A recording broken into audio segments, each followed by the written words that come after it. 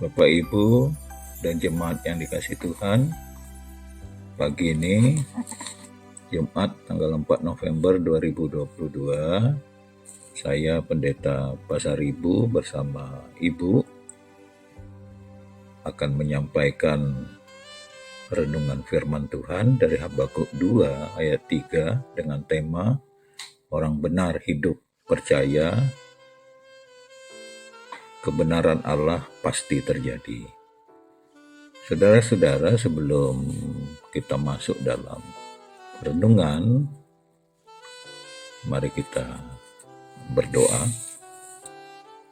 Bapa di sorga, kami mohon pengajaran-Mu supaya kami mengerti firman-Mu dan setia melakukannya dalam hidup kami setiap hari. Dalam nama Yesus kami berdoa. Amin. Ibu juga akan membantu untuk membaca firman Tuhan dari Habakuk pasal 2 ayat 3. Sebab penglihatan itu masih menanti saatnya, tetapi ia bersegera menuju kesudahannya dengan tidak menipu. Apabila berlambat-lambat, nantikanlah itu. Sebab itu sungguh-sungguh akan datang dan tidak akan bertangguh. Saudara-saudara, terimalah dengan sikap hati yang lemah lembut akan firman yang sudah kita dengar pada pagi hari ini. Saudara-saudara, dari renungan itu kita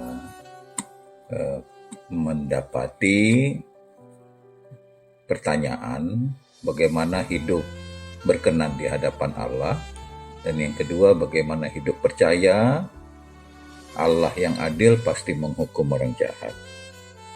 Kalau pertanyaan bagaimana hidup berkenan di hadapan Allah, ya pasti hidup yang karena percaya, hidup dalam kebenaran Allah, maka berkat-berkat Tuhan pasti terjadi.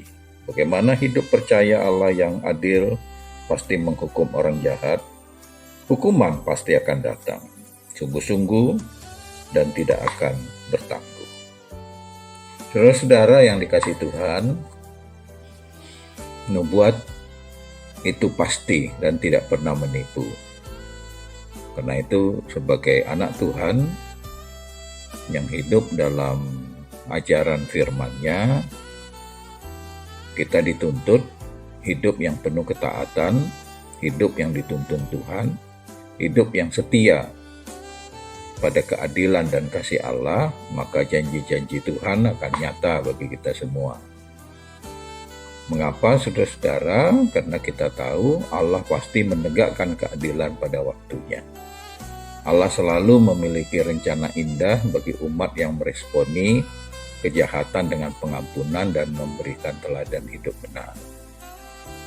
Saudara-saudara, Allah selalu punya rencana untuk menghajar bangsa yang jahat karena kejahatannya yang tidak setia pada Tuhan.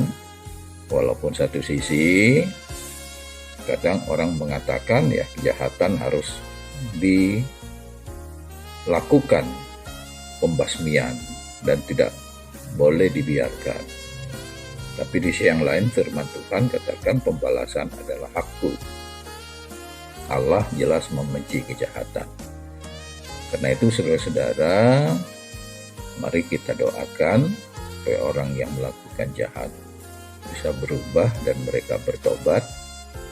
Tetapi orang-orang yang melakukan kebaikan tetap setia untuk bertahan turun-temurun, dan mereka juga setia untuk meresponi firman Tuhan yang tidak pernah toleran untuk hal-hal yang jahat.